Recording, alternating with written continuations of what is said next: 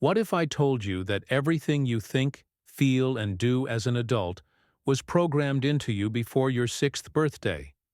That your deepest fears, your relationship patterns, your career choices, even your definition of success, all of it was unconsciously installed by a child's desperate attempt to survive in a world that felt overwhelming and dangerous. Alfred Adler, one of psychology's most revolutionary thinkers, discovered something that will shatter how you see yourself forever. He revealed that you're not living your authentic life. You're living out a childhood survival strategy that you created when you were too young to understand what you were doing. Right now, as you watch this video, you're operating from what Adler called your lifestyle, an unconscious blueprint for living that you developed before you could even tie your shoes. This blueprint determines how you see yourself, how you relate to others, and what you believe you need to do to belong and feel secure in the world. But here's the shocking part. This programming was never based on reality. It was based on a child's limited understanding of how to avoid pain and gain the attention, love, and safety they desperately needed. And you've been unconsciously following this outdated program ever since. Think about your biggest struggles in life: your fear of failure, your need for control, your difficulty trusting people, your perfectionism, your people-pleasing, your inability to say no. These aren't personality traits. They're survival strategies that a frightened child created to navigate a world that felt unpredictable and overwhelming. Adler called this phenomenon fictional finalism, the way children create unconscious goals and beliefs about what they need to do to be safe and loved. But here's what makes this truly disturbing. These childhood fictions become the organizing principles of your entire adult life, even when they're no longer serving you. You're not broken. You're not lazy. You're not defective. You're running on software that was designed by a child who was doing their best to survive with limited information and immature cognitive abilities.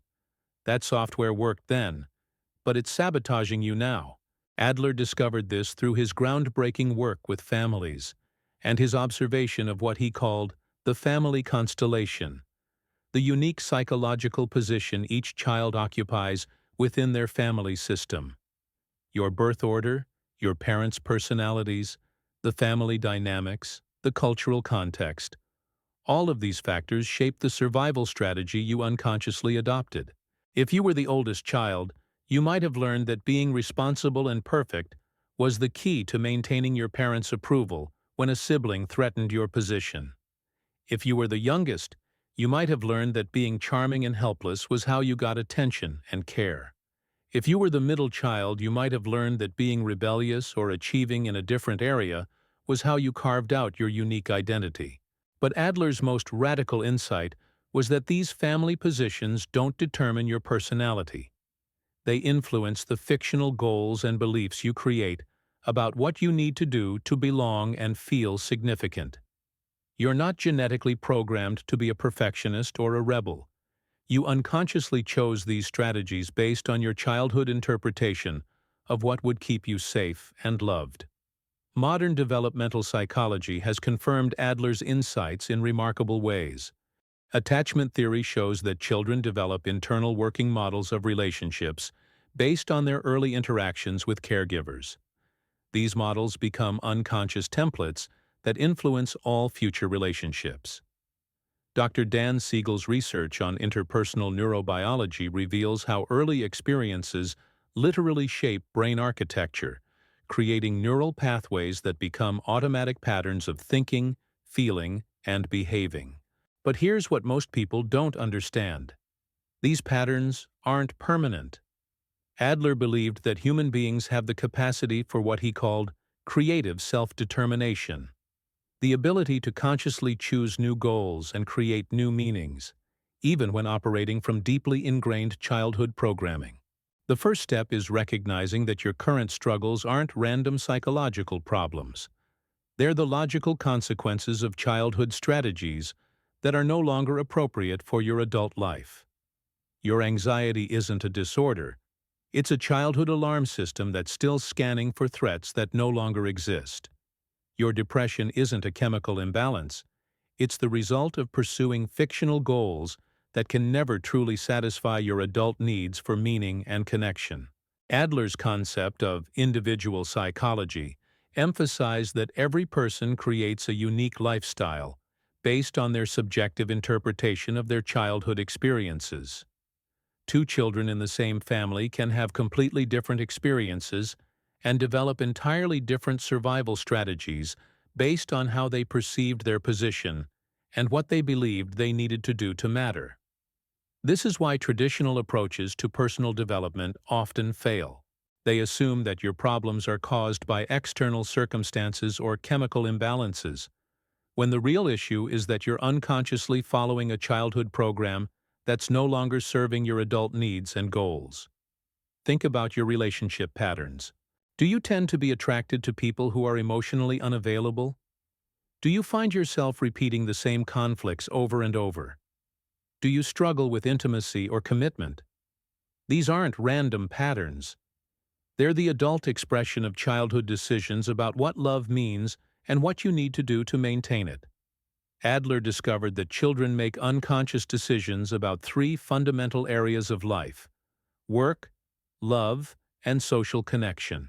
These early decisions become what he called private logic, a personal belief system about how the world works and what you need to do to be successful and secure.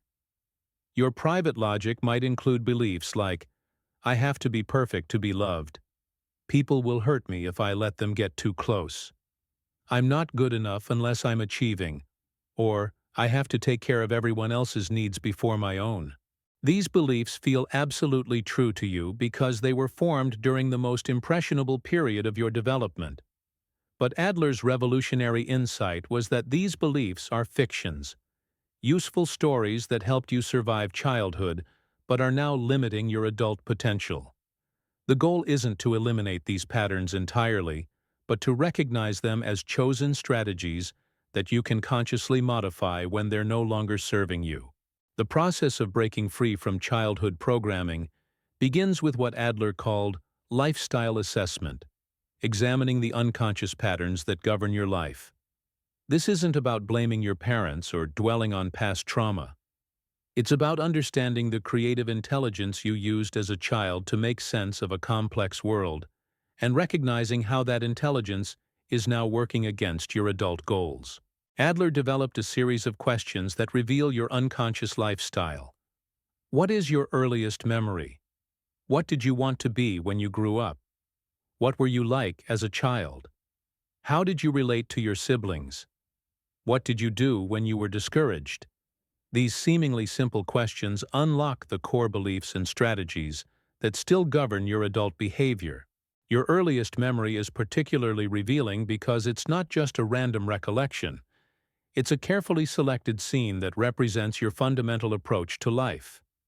If your earliest memory involves being praised for an achievement, you likely developed a lifestyle organized around accomplishment and recognition. If it involves being comforted when hurt, you might have learned that vulnerability and need are the keys to receiving love and attention. Modern neuroscience confirms Adler's insights about the power of early memories. Dr. Lynn Nadel's research shows that autobiographical memories aren't just recordings of past events. They're reconstructions that reflect current beliefs and concerns. Your brain literally selects and modifies memories to support your existing worldview and behavioral patterns. But here's where Adler's approach becomes truly revolutionary. He discovered that you can change your lifestyle by consciously choosing new goals and meanings. This process, which he called re-education, involves recognizing your fictional beliefs and gradually replacing them with more realistic and empowering alternatives. The key insight is that your childhood programming isn't fixed. It's maintained by your continued commitment to fictional goals that no longer serve you. Every time you pursue perfection to feel worthy, every time you avoid intimacy to feel safe, every time you sacrifice your needs to maintain harmony, you're reinforcing the childhood program that created these strategies. Breaking free requires what Adler called courage, not physical bravery, but the psychological courage to risk changing familiar patterns, even when they feel like part of your identity. This courage develops through what he termed social interest, the recognition that your well-being is connected to the well-being of others, and that authentic contribution is more fulfilling than fictional superiority. Adler's concept of striving for superiority is often misunderstood. He wasn't talking about dominating others or achieving external success. He was describing the fundamental human drive to overcome feelings of inferiority and develop your unique potential. The problem comes when this natural striving gets distorted by childhood programming into unhealthy competition or compensation strategies. Think about your current goals and ambitions. How many of them are authentic expressions of your adult values and interests? How many are unconscious attempts to prove something to the child inside you who felt inadequate, overlooked, or unsafe?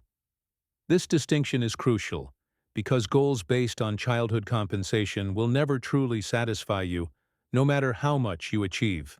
Adler observed that people with healthy lifestyles pursue what he called useful goals, objectives that contribute to their own growth while also benefiting others.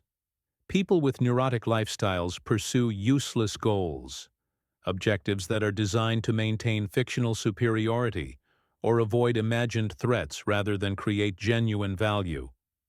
The transition from useless to useful goals requires what Adler called individual psychology in action. You must develop the ability to see yourself and others as equals engaged in the common task of living, rather than competitors in a zero-sum game for significance and security. This shift in perspective naturally leads to healthier relationships and more sustainable forms of motivation. Adler's therapeutic approach focused on what he called encouragement, helping people recognize their strengths and possibilities, rather than just analyzing their problems. He understood that people change not through insight alone, but through experiencing themselves as capable of contributing value to their communities and relationships. This is why traditional therapy sometimes fails to create lasting change. It focuses on understanding and processing past trauma without helping people develop new capacities for contribution and connection. Adler believed that the best therapy is re-education that helps people discover their unique gifts and find meaningful ways to use them. The family constellation that shaped your childhood programming doesn't have to determine your adult relationships. You can learn to relate to others based on who they actually are, rather than the roles they played in your childhood drama. You can develop what Adler called social interest, genuine concern for the welfare of others that transcends the need to maintain your own fictional position. This process often involves grieving the childhood you didn't have while accepting responsibility for the adult you're becoming. It means recognizing that your parents were operating from their own childhood programming and that their limitations don't define your possibilities. It means choosing to see your struggles as opportunities for growth, rather than evidence of your inadequacy.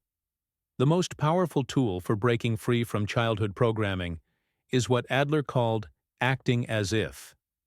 Deliberately behaving in ways that align with your desired adult identity rather than your conditioned childhood patterns. This isn't fake it till you make it positive thinking. It's conscious practice of new ways of being that gradually rewire your neural pathways and create new experiences of yourself. If your childhood programming tells you that you're not worthy unless you're perfect, practice acting as if you're already worthy of love and acceptance. Make deliberate mistakes. Share your vulnerabilities. Ask for help. Each time you act against your programming, you weaken its hold and strengthen your capacity for authentic self-expression. Adler discovered that the most effective way to change deep patterns is through what he called social contribution, finding meaningful ways to help others that use your natural gifts and talents. When you're focused on contribution, you naturally move beyond the self-centered concerns that drive childhood programming. You stop asking, "How can I prove my worth?" and start asking, "How can I be useful?" This shift from self-focus to social focus is what Adler considered the hallmark of psychological maturity. It doesn't mean sacrificing your needs for others. It means recognizing that your authentic needs for meaning, connection, and growth are best met through genuine contribution to something larger than yourself. The practical work begins with identifying your specific childhood strategies. What did you do to get attention when you felt ignored? How did you handle conflict when you felt powerless? What role did you play when your family was stressed? These childhood solutions became your default adult responses, even in situations where they're completely inappropriate. Once you identify these patterns, you can begin experimenting with new responses. If your childhood strategy was to become invisible during conflict, practice speaking up calmly and assertively. If your strategy was to control everything to feel safe, practice surrendering control in low-stakes situations. If your strategy was to achieve constantly to feel worthy, practice being present and engaged without needing to prove anything. Adler emphasized that this process requires patience and self-compassion. Your childhood programming developed over years of repetition and emotional conditioning. Changing it requires consistent practice of new patterns until they become as automatic as the old ones. The goal isn't perfection. It's progress toward greater authenticity and effectiveness. The transformation happens through what Adler called lifestyle change, a fundamental shift in your goals, methods, and beliefs about what's possible for you. This change often feels uncomfortable at first because you're literally rewiring decades of neural conditioning. Your childhood programming will resist change because it was designed to keep you safe, and anything unfamiliar feels potentially dangerous. But as you persist in practicing new patterns, something remarkable happens. You begin to experience yourself as more capable, more lovable, and more valuable than your childhood programming ever allowed. You discover that you don't need to earn your worth through achievement, control, or people-pleasing. You already matter simply because you exist and have the capacity to contribute uniquely to the world. This is what Adler called self-acceptance, not settling for limitation, but recognizing your inherent value while taking responsibility for your continued growth and development. It's the foundation for what he considered genuine confidence, not the fragile superiority that comes from comparison and achievement, but the quiet strength that comes from knowing your worth isn't dependent on external validation. The ultimate goal isn't to eliminate your childhood programming entirely. Some of those early strategies contain valuable strengths and insights. The goal is to consciously choose which aspects serve your adult life, and which ones need to be modified or released. You become the author of your own story rather than the unconscious actor in a childhood script. Modern research in neuroplasticity confirms that the brain remains capable of forming new neural pathways throughout life. Dr. Rick Hanson's work on taking in the good shows that deliberately focusing on positive experiences can gradually rewire ingrained patterns of thinking and feeling. Each time you act from your authentic adult self, rather than your conditioned childhood self, you strengthen the neural networks that support healthy functioning. The journey from childhood programming to adult authenticity is ongoing. You don't graduate from this work. You develop greater skill at recognizing when you're operating from old patterns and choosing more conscious responses. You learn to treat your childhood strategies with compassion while refusing to let them limit your adult possibilities. Your childhood programming isn't your fault, but your adult response to it is your responsibility. You have the power to honor the creative intelligence that helped you survive your early years while consciously evolving beyond the limitations those strategies imposed. This is the shocking truth Adler exposed. You're not condemned to repeat your childhood patterns forever. You can choose to become who you were meant to be before the programming took hold. The child who created those survival strategies was brilliant and resourceful. Now the adult you can be equally brilliant and resourceful in creating new patterns that serve your authentic goals and values.